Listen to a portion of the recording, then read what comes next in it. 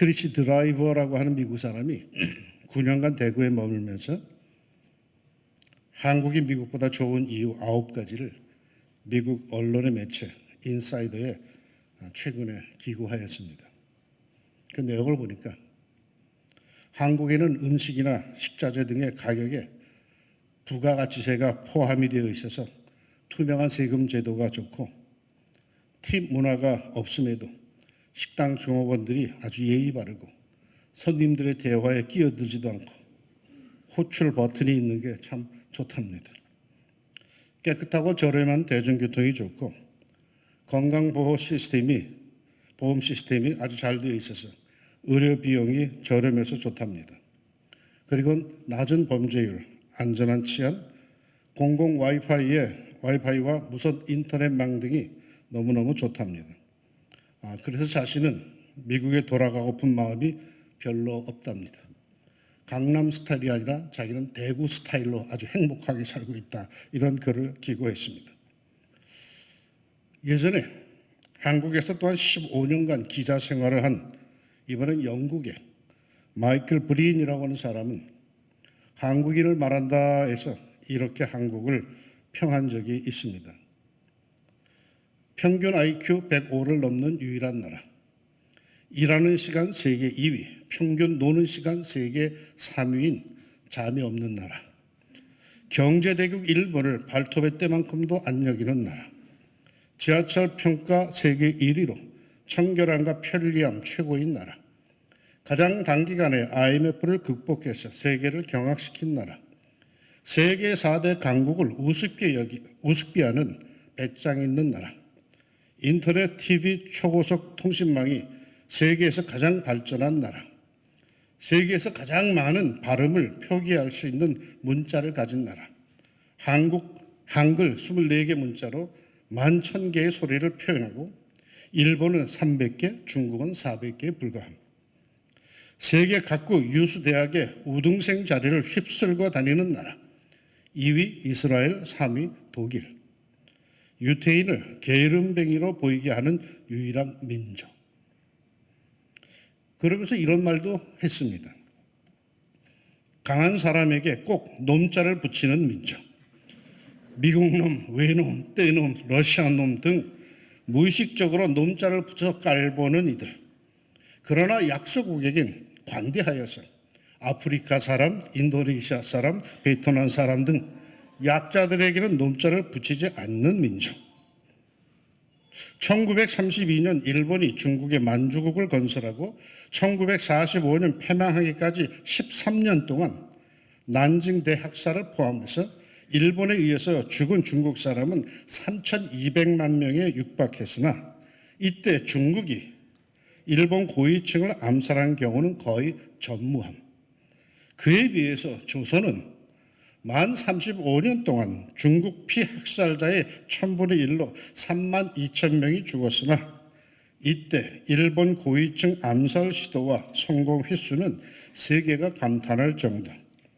1909년 안중근 의사는 하얼빈역에서 일본 총리 이토 히로부미를 살해했고 1932년 이봉창 의사는 도쿄에서 일왕에게 폭탄을 던졌으며 같은 해 윤봉길 의사는 상해에서 폭탄을 던져 상해 8기군 사치라가와 대장 등 일제 고위장상 10여 명을 살상.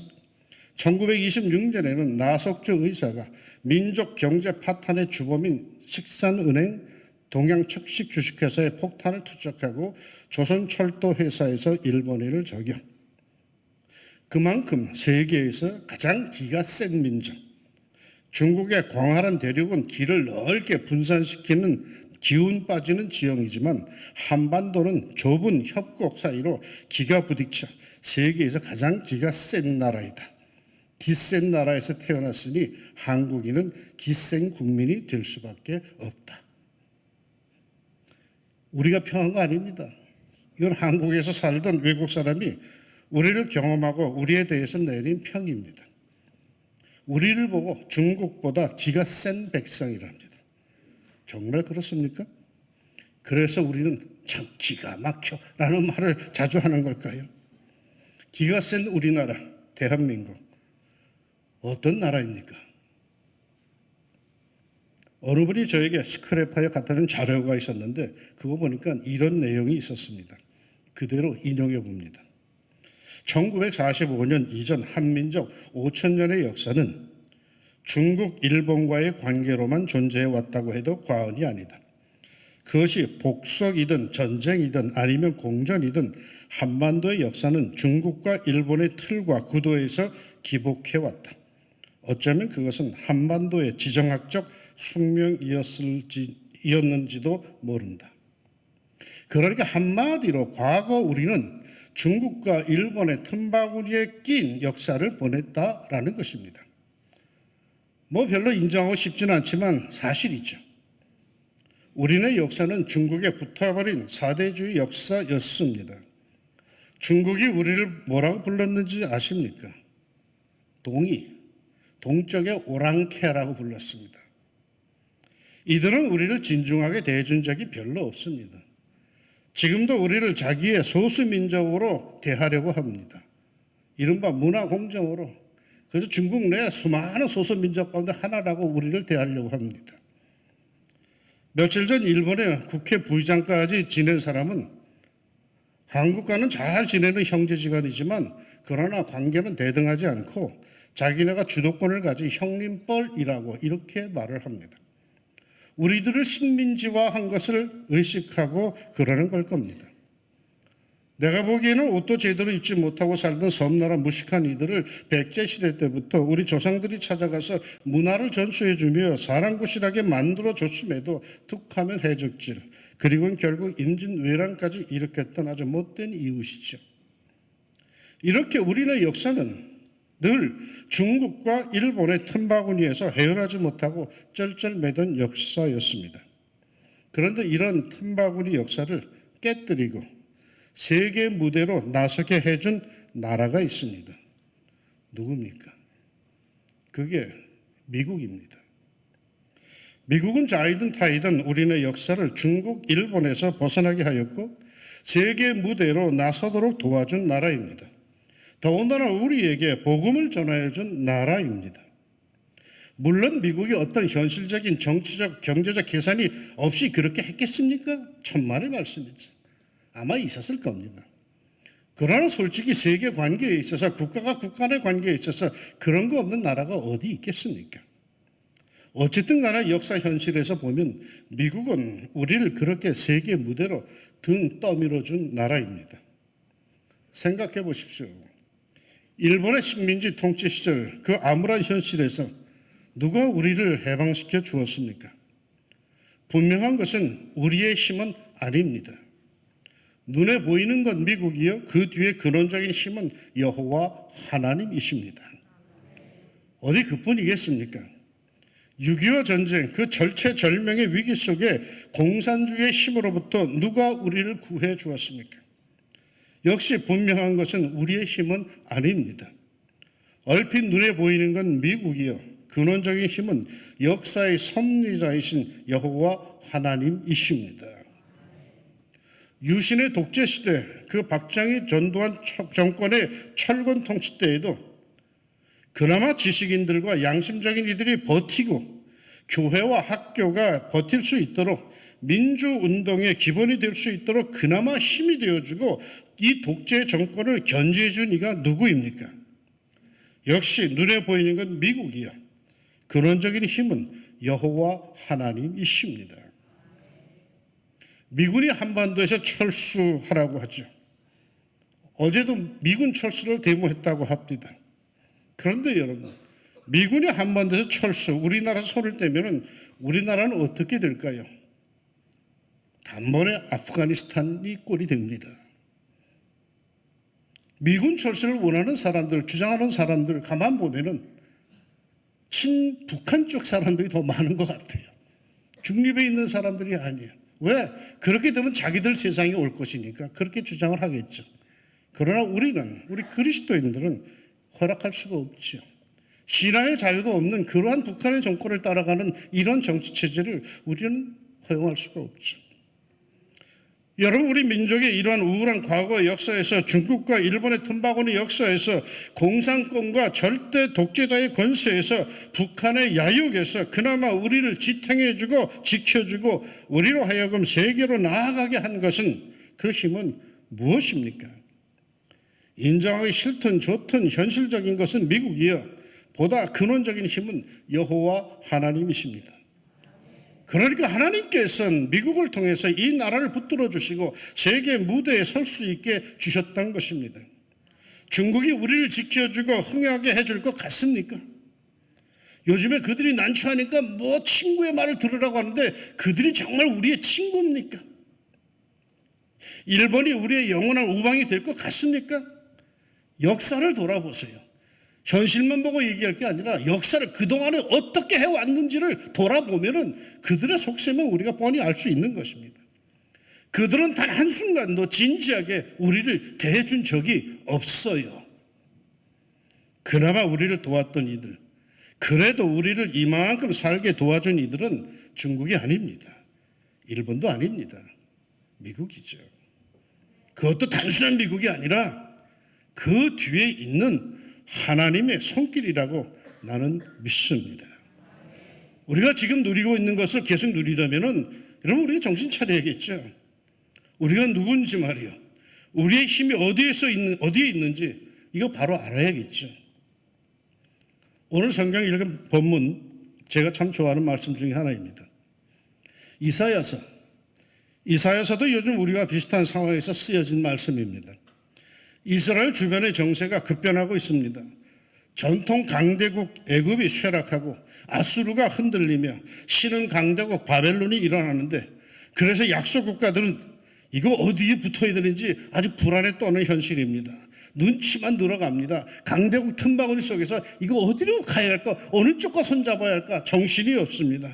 애굽에 붙을까? 바벨론에 붙을까? 아수르를 의지할까? 그러면서 말이죠, 그들은 하나님을 잊어만 갔습니다.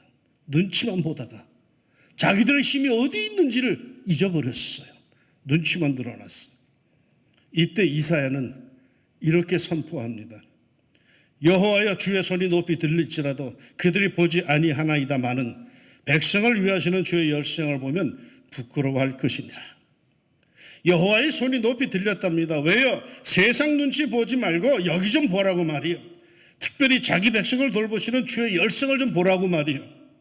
주의 열성, 백성을 위하시는 하나님의 열성, 백성을 위하시는 그 열정이 뭡니까? 첫째로는요, 12절에 여호와여, 주께서 우리를 위하여 평강을 베푸시오리니 주께서 우리 모든 일도 우리를 위하여 이루심이니이다. 그동안 자기들이 누리던 평강, 자기들이 누리던 발전, 이 모두 하나님께서 이루어 주신 것들이었습니다. 그럼에도 그들은 자기들이 잘났어, 자기들이 장사를 잘해서, 자기들이 정치를 잘해서 그렇게 된 줄 알았다는 거죠.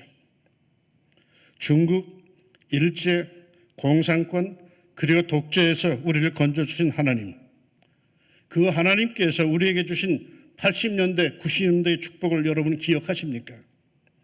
비약적인 발전을 했습니다. 우리의 역사에서 그때만큼 비약적인 중흥을 이룬 때가 없습니다. 우리는 반만년의 역사를 통하여서 통틀어서 제대로 중국을 이겨본 적이 없습니다. 그러나 그때 중국은 우리를 이기지를 못했습니다. 자존심이 상할 정도로 당시 중국은 우리에게는 저 멀리 떨어진 후진국 중에 하나였습니다. 중국의 지도자인 등소평이 흰 고양이든 검은 고양이든 쥐만 잘 잡으면 된다고 하던 시절입니다. 다시 말하면 지금 자기들은 얼마나 배고픈지 찬밥 더운 밥 가릴 때가 아니라는 때입니다. 그만큼 그들은 그 당시에 못 살았습니다. 메이드 인 차이나 거지도 안 쓰던 시절이었어요. 그때는. 그때 중국 여행을 가면은 물가가 엄청 쌌고 그 돈도 우리 돈 1,000원짜리 한 장 얻으려고 애쓰던 그런 시절이었어요. 해외여행 가면 맨날 팁으로 방에다가 $1 놓고 나와야 된다고 그랬는데 그때 중국 가서 나는 $1 안 났어. 1,000원짜리 한 장 났지. 200원 득이야 그게. 그 1,000원짜리 한 장도 그들이 그렇게 귀하게 여기던 때였어요. 일본도 우리보다 앞섰다고 하지만 그리 부러울 것이 없을 정도였어요. 이것을 누가 이루었을까요?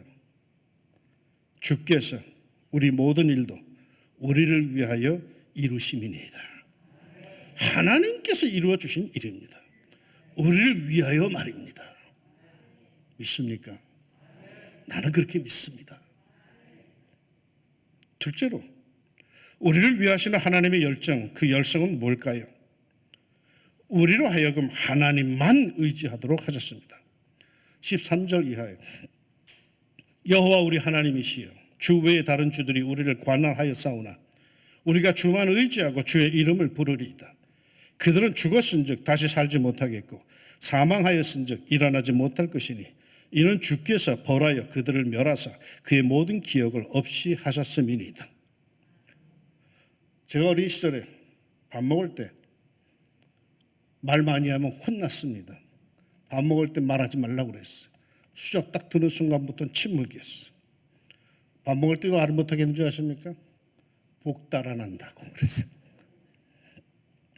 어릴 때 제일 궁금했던 것은 1전이요 2전이요 하면서 계산하는 그 주산이 있잖아요. 그 주판이 있었는데 이 주판을 거꾸로 뒤집어 놓고 바퀴상과 달리면 얼마나 재미있는지 모릅니다. 오늘날의 롤러스케이트의 원조 있던 것 같아요. 그런데 그럴 때마다 어른들은 집안에서 돈 나간다고 그렇게 못하게 했어요. 아니 주판을 올라타고 노는 것하고 아니 돈이 나가는 건 무슨 상관이 있겠습니까? 많은 어른들은 그렇게 얘기했어요. 집집마다 벌레들이 많았죠. 다른 벌레들은 다 보이는 대로 잡았는데 유독 한 벌레는 잡지 못하게 했어요. 뭔지 아십니까? 다리가 많은 그 징그러운 벌레, 돈벌레 말이에요. 돈벌레. 그러면 못 잡게 했어요. 집에서. 왜? 돈이 달아난다고. 어디 그뿐입니까? 밤에는 휘파람 불면 뱀 나온다고 못 풀게 했어요. 또한 밤에는 손톱 발톱도 못 갖게 했어요. 이사를 가고 무슨 중요한 일을 앞두고는 늘 날을 받아서 해야만 했어요. 다른 날 하면 재수가 없다고 악재가 낀다고 그랬어요. 정말이죠. 우리는 예수 믿기 전까지 별의별 것의 지배를 다 받았어요. 그런데 이제 예수 믿고 나니까 그 모든 것이 다 해방이 되어버렸어요. 그런 세속적인 것들, 그런 귀신 섬기는 것 같은 짓들을 안 해도 우리는 평강을 누리고 행복합니다. 이는 하나님께서 우리를 위해서 그렇게 해주신 것들입니다. 하나님만 믿고 하나님만 의지하면 다른 것들은 다 해결이 되었습니다. 우리를 향한 하나님의 열정이 이루신 역사인 줄로 믿습니다. 셋째로 그 하나님께서 우리를 향하신 열정에 의해서 결국 어떻게 됩니까? 15절의 말씀이 이러합니다. 여호와여 주께서 이 나라를 더 크게 하셨고 이 나라를 더 크게 하셨나이다. 스스로 영광을 얻으시고 이 땅의 모든 경계를 확장하셨나이다. 한계를 뛰어넘어가게 만들어 주셨다는 거예요. 전에는 나는 여기까지였는데 하나님의 열성이 나로 하여금 뛰어넘어갈 수 있도록 만들어 주셨다. 1983년 장신대 신대원 3학년 졸업반 때 미국을 방문한 적이 있습니다. 제가 이래봬도 그때 중창단으로 미국 공연을 다녀온 사람입니다. 한 달 동안 그때 미국을 돌았는데 미국의 스미소니언 박물관에서 세계 지도를 보고 저는 아주 깜짝 놀랐습니다. 세계 지도에서 우리나라를 찾을 수가 없더라고요. 서울에 있을 때에는 세계 지도를 쫙 펼치면은 언제나 한가운데 태평양이 있고 그 가까운 주변에 우리나라가 있었는데 그 스미소니언 세계 지도에는 아메리카가 한 중앙에 있고 한국은 저 한쪽 끝, 서양인들이 말하되 far east, 극동, 동쪽 구석에 박혀 있더라고요. 그때 공항에서 몇 시간 대기하다가 미국인 할아버지와 대화를 했는데 우리가 다 신대원 졸업반들, 신학생들이지 곧 목사 될 사람들이었어요. 그런데 우리를 쳐다보더니 신기하다든 어디서 왔냐고 이렇게 물어요. 그래서 자랑스럽게 서울 코리아라고 했더니 그 할아버지가 아프리카 동쪽에 있는 나라냐 서쪽에 있는 나라냐 그렇게 물어봐요. 얼마나 충격이 컸던지 몰라요. 우리가 대한민국이라고 자부심을 가져도 외국에서 우리를 보는 눈은 아프리카 한 구석의 나라에 불과했어요. 어릴 때부터 학교에서 대한민국 우리가 세계 중앙이라고 세계 지도를 펼쳐놓고 자부심을 키우면서 교육을 받았는데 다른 나라에 나가보니까는 우리나라는 흔적 찾아볼 수도 없는 그런 형편이었어요. 누가 우리를 알아줘요, 세상에. 그런데 88년 올림픽, 2002년 월드컵을 통해서, 그리고 삼성, LG, 대우, 현대 같은 기업들을 통해서 실로 우리의 영토는 세계로 뻗어나갔습니다. 정치인들에 의해서 뻗어나간 거 절대로 아니에요. 그야말로 성실히 땀 흘려 일하는 기업인과 백성들로 인해서 뻗어나간 겁니다. 땅이 늘어난 게 아닙니다.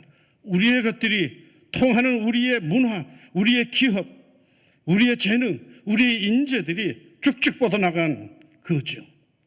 그래서 이제는 한류, K-팝, K-컨텐츠는 세계적인 유행이 되어버렸습니다. 제가 믿기로는 하나님께서 우리나라를 더욱더 크게 하시고 모든 경계를 확장하셨습니다. 열성적으로 이루셨고 앞으로도 그리 하실 줄로 믿습니다. 이러한 성경의 말씀이 우리의 고백이 될 겁니다. 내게 능력 주시는 자 안에서 내가 모든 것을 할 수 있느니라. 우리 민족, 우리나라 능력 주시는 여호와 하나님 안에서 우리는 모든 것을 할 수 있습니다. 사랑하는 여러분, 우리를 향한 주님의 열성이 있습니다. 천만 성도들을 사랑하셔서 강한 해방의 역사를 펼치시는 하나님의 열정, 하나님의 열성이 있습니다. 여호와여 주의 손이 높이 들릴지라도 그들이 보지 아니하인다마는 백성을 위하시는 주의 열성을 보면 부끄러워할 것입니다. 우리를 향한 하나님의 높이 들린 손을 우리가 바라봅시다. 불신자들이야, 세상 사람들이야, 하나님 모르는 사람들이니까 그들은 어쩔 수가 없지만, 그래도 이 땅에서 하나님을 섬기는 하나님의 백성들은 우리가 살면서 더욱더 하나님의 그 손길을 바라보며 살자는 거예요. 맨날 돈돈하며 살지 말고 하나님의 손길을 바라보고 그분 앞에 무릎을 꿇고 기도하며 울면서 부르짖는 가운데 그 하나님의 인도하심과 하나님의 축복을 우리가 함께 누리자는 거예요. 우리의 자녀 손이 또다시 쭈그러들면 안 되잖아. 우리보다는 더 잘 살아야 될 거 아니야. 그러기 위해서는 하나님을 바라봅시다. 그 하나님께서 우리를 역사하시고 지키시고 확장시켜 주실 줄로 믿습니다.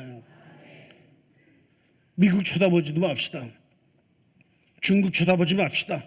일본 쳐다보지도 맙시다. 북한은 더더욱 쳐다볼 것도 없어요. 거저 우리를 향한 높이 들린 하나님의 손을 바라봅시다. 여기 좀 봐라 말이야. 너를 향한 내 사랑의 열정을 좀 보라고 하시는 하나님의 그 높이 들린 손을 우리가 바라보며 그분께 기도하고 그분을 섬기고 그분의 말씀에 따라갈 때 하나님께서 내 삶의 모든 것, 우리나라 주변의 모든 것들을 하나님께서 평강하게 이루어 주시는 그 은혜와 축복을 누립시다. 우리에게 해방의 기쁨, 해방의 축복을 주셨던 그 여호와 하나님의 높이 들린 손을 우리 모두 함께 바라보며 기도하고 또 기도하고 신뢰하고 또 신뢰하는 가운데 여호와께서 우리 민족의 역사를 다시금 축복해 주시기를 간절히 바랍니다. 여호와여, 이 나라를 더 크게 하셨고 더 확장하시어 영광 받으시옵소서. 우리를 향한 여호와의 열정이 우리 민족의 중흥 발전의 근원적인 힘이 되어서 이 민족을 세계 무대에 굳게 세워주시기를 주의 이름으로 축원합니다. 기도합시다. 하나님 아버지, 우리의 역사를 돌아보면은 우리는 늘 중국과 일본 사이에서 참 전전긍긍했습니다. 우리가 중국을 쳐들어간 적도 없고요. 우리가 일본을 쳐들어간 적도 없습니다. 그런데 그들은 늘 우리를 괴롭히고 우리를 하대하고 우리를 무시하면서 그저 힘만 더 생기면 우리를 건드리던 그러한 암울한 역사 속에서 우리는 오늘까지 왔습니다. 그런데 이제 우리가 우리 스스로 돌아보니 참 많이 변했다는 걸 느끼게 됩니다. 하나님, 이렇게 우리의 나라의 위상이 높아지고 우리의 스스로 힘이 세진 것은 우리가 노력했기 때문만이 아니라 하나님께서 우리를 들어 세우셨기에 그렇게 되신 줄로 믿습니다. 하나님, 이제 이것을 내 후손들에겐 더 든든하게, 더 아름다운 나라로, 부유한 나라로 그렇게 넘겨줘야 될 텐데 좀 생겼다고, 좀 여유가 있다고 쓸데없는 데서 서로 싸움질하다가 요즘의 정치인들처럼 추한 모습 속에서 하나님 나라의 민족의 장래를 망치는 일이 없게 하여 주시고, 우리 성도들, 하나님 백성들은 하나님의 높이 들린 손을 더욱더 바라보고 주목하면서 그 손 아래 겸손하게 기도하고 성실한 삶을 살아가는 가운데 하나님, 우리 민족, 우리 나라를 향한 하나님의 높이 들린 축복의 손길을 늘 의지하며 나가는 저희들이 되게 하여 주옵소서. 그래 우리가 정말 자랑스러운 대한민국 우리나라를 이루어서 우리 자녀손들에게 물려줄 수 있도록 주님, 우리를 도와주시옵소서. 예수님의 이름으로 기도합니다. 아멘.